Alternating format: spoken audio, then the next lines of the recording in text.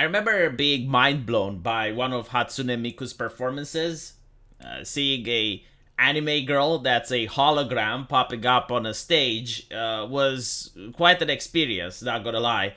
And the fact that her voice was also made on a computer, she was able to reach certain vocal ranges that a human being can never accomplish.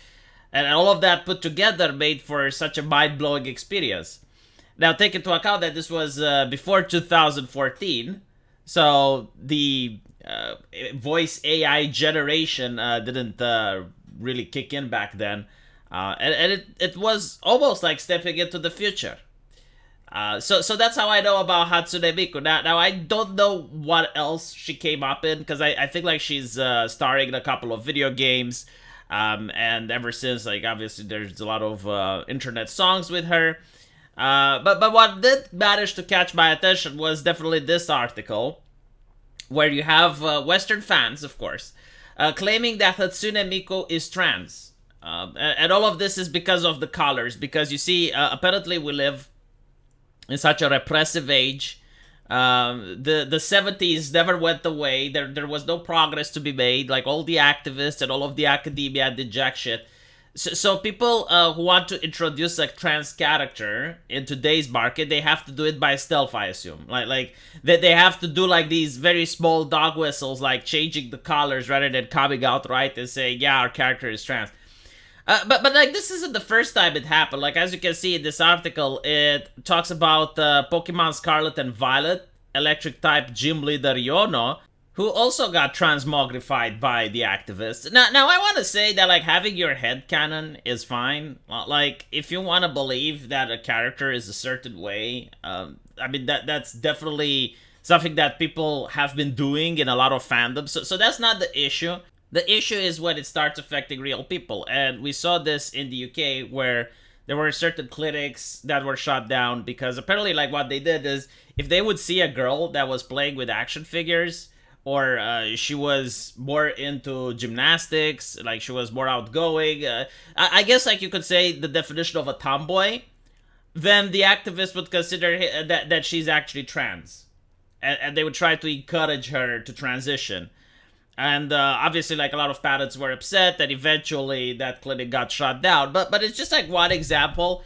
And we noticed that the way the culture works as well, like, if someone thinks that maybe they are, that you need to affirm that, right? And it's never the other way around. Like, if you see a person that thinks that, all right, well, maybe that they're not really trans, or maybe that they were, but now they want to come back, it's considered harmful to encourage them to pursue that line of thinking. So this is like why a lot of people are looking at this and they're shaking their heads. But like, more interestingly though, is the fact that it reminds me of the 90s. Like, in the 90s, if you had like two guys holding hands, then immediately people were like, oh, it must be because they're gay. Or if you had like two guys that were close friends to each other, it was the same thing, right? In the 90s, if you had a girl which had her hair short and enjoyed playing with the boys more than with the girls, it's like, oh, well, she must be gay. Now it's like she must be trans. It's absolutely ridiculous. So anyway, apparently the design was produced by Project Voltage, a current ongoing collaboration between Nintendo and Yamaha-owned Vocaloid, a term used to refer to any of the various anthropomorphized versions of the company's numerous voice synthesizer software.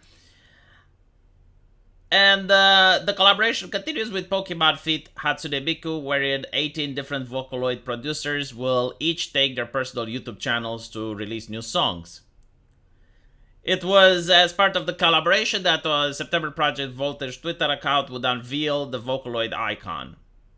So apparently, though clearly inspired by similar appearances of notable Pokemon as Jigglypuff and Wigglypuff, the Galarian form of Rapidash, and despite the fact that neither Nintendo, the Pokemon Company, or Yamaha made any mention of it, the Miku Fairy type appearance shared the same color palette as the transgender pride flag, and this was enough for activists to declare that the Vocaloid was now an all but outright confirmed transgender character. By the way, I noticed, like, in other fictions, the way they do these self-fulfilled prophecies, like, they will claim that the character is trans, and then they will like create fan art, and they will create like an entire community around this concept. And when the company rejects it, then the company is labeled transphobic. It is kind of like a bullying tactic, isn't it? So anyway, look, you get people saying that this is canon.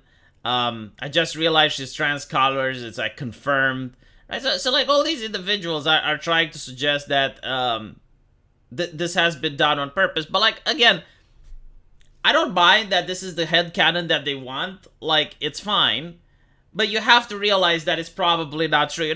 Now I have seen this happen in the past. By the way, Captain America and Bucky come to mind because like they're friends. People wanted them to become gay for some reason.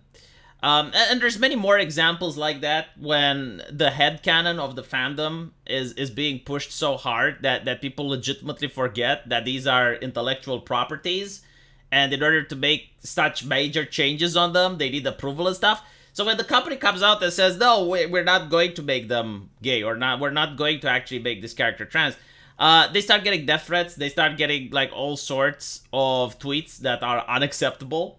Right? It has happened in the past, so I wouldn't be surprised if it will happen again.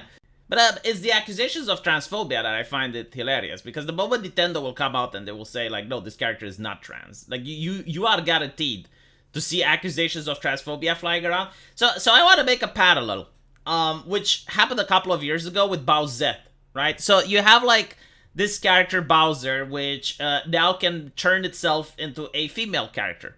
I guess in a way that would be trans, wouldn't it? But anyway, right? So like the internet absolutely loves it. It becomes trending. Everyone likes it. But again, it's the problem with intellectual property. Like it's not easily done. So when Nintendo comes out and says that no, Bowsette is not going to be canon, and neither is Bouette, well, apparently, no accusations of transphobia are being levied. No one is being upset. Like everyone understands, right? No one is, and not only that, like the fandom doesn't seem to be so toxic. Like if you went to a person that likes Bowsette and you tell them that it's not canon, they would be like, yeah, I know, sure, it's not canon. No, that's fine. But like in this situation, I dare you to go to someone who thinks that trans Hatsune Mika is canon and tell them that it's not, and see the reaction. I don't even have to name people. Like just pick one. Just go at random. And you will see. The reason that I'm talking about this is that I remember a couple of years ago, it was considered that gamers are a toxic group of people, and there's a lot of bullying and harassment. But for some reason, I never hear like any words about modern day activists and their communities. But like you get to see it on Twitter. I mean, you get to experience it if you're there. I don't even need to pull up examples. But anyway, right? Let me know what you guys think. And as usual, I will see you in the comment section. Take care.